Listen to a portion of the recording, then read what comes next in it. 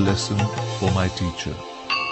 I lived on the Mosque Street in Rameshwaram, a city famous for its Shiva temple. Every evening, on my way home from the mosque, I would linger near the temple. I always felt like a stranger here, as the temple goers stared suspiciously at me. They probably wondered what a Muslim boy was doing in front of a temple. The truth was that I loved to listen to the rhythmic chanting of the mantras, though I never understood a word. There was a strange magic in them. Of course, something else led me there. My best friend, Ramanath Shastri, was the son of the head priest. He sat beside his father at this hour, reciting hymns. Ram would steal a smiling glance at me from time to time.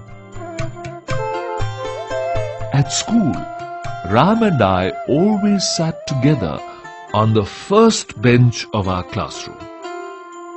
We were like brothers. However, being a Hindu priest's son, he wore a sacred thread, while my white cap marked me as a Muslim. One day, when we were in the 5th standard, a new teacher came to our class. He looked strict. He went around the class, tapping his cane on his palm, and stopped before us. "You, the one in the white cap, how dare you sit beside the temple priest's son?" he shouted. "Go sit on the last bench."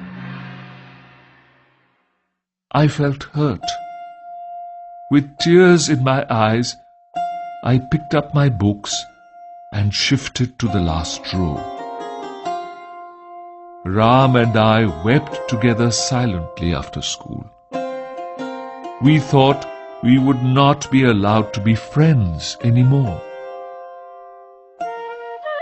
When I reached home that day, my father looked at me and asked, "Were you crying? What's wrong, son?" I recounted the whole incident to my father, while Ram also told his family the same story. Early the next morning, Ram came running to our house and said, "Father has asked you to come to our house immediately." I was terrified. I thought I was in for some more trouble. We hurried back to Ram's house. My heart skipped a beat when I saw our new teacher standing there. "In the light of our discussion, apologize to Kalam here," said Ram's father with a stern face. I could not believe what I had just heard. The head priest was asking the teacher to apologize to me. No child is less than another in God's eyes. It is your duty as a teacher to help students live in harmony, in spite of the differences in their background. "You can no longer teach in this school," he said. Our teacher immediately asked me to forgive him. He hugged me and said, "I am sorry, Kalam. I have learnt an important lesson in life today." Ram's father saw that the teacher sincerely regretted his behavior and permitted him to continue teaching. From that day on, Ram and I sat together proudly on the front bench. We have remained the best of friends ever since.